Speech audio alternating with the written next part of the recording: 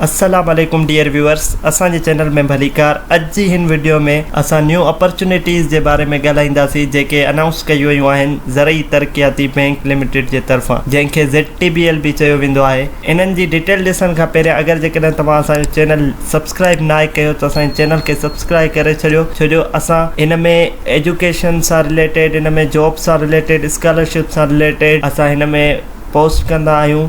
जेके भी new opportunities ईंदियूं आहिनि उन्हनि जे बारे में असां तव्हांखे ॿुधाईंदा आहियूं। उन्हनि सां गॾोगॾु उन्हनि में अप्लाई करण जो पूरो तरीक़ेकार बि असां तव्हांखे ॿुधाईंदा आहियूं, त जीअं तव्हांखे ॿाहिरि वञी ऐं पैसा ख़र्च करणा न पवनि। त जंहिं बि असांजे चैनल खे सब्सक्राइब नाहे कयो उहे असांजे चैनल खे सब्सक्राइब कनि।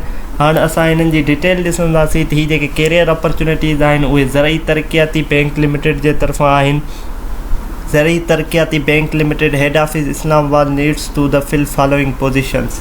जेके ही पोजीशंस आहिनि इहे टोटल 300 पोजीशंस आहिनि ऐं जेको पोस्ट आहे उहा ऑफिसर ग्रेड 3 जी पोस्ट आहे। ऐं असां फर्दर इन जो डिटेल्स ॾिसंदासीं। इन में अप्लाई करण जे लाइ जेको आहे असांखे वेबसाइट ते वञिणो पवंदो www.ots.org.pk।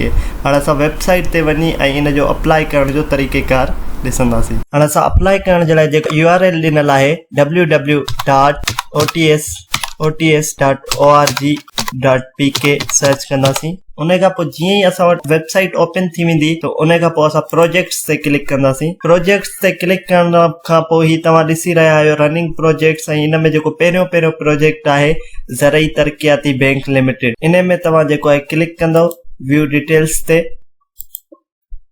उन खां पोइ तव्हां व्यू ते क्लिक कंदव ऐं हीअ जेको आहे अप्लाई ऑनलाइन, तव्हां हिते रजिस्ट्रेशन फॉर्म हिते क्लिक कंदव। हिते सभिनी खां पहिरियों हिन में तव्हां पंहिंजी डिटेल फिल कंदव। ही चारई त पासवर्ड जो तव्हां वटि ऑप्शन अची वेंदो, उन में तव्हांखे पासवर्ड क्रिएट करणो आहे ऐं उन खां पोइ क्रिएट अकाउंट ते क्लिक करणो आहे। मुंहिंजो ऑलरेडी अकाउंट क्रिएटेड आहे, इन करे मां दोबारा अकाउंट क्रिएट नथो करे सघां। हाणे असां हिते लॉगिन कंदासीं। लॉगिन पंहिंजो CNIC ऐं जेको तव्हां पासवर्ड क्रिएट कयो हूंदो रजिस्ट्रेशन वक़्तु उन ते तव्हांजी लॉगिन थी वेंदी।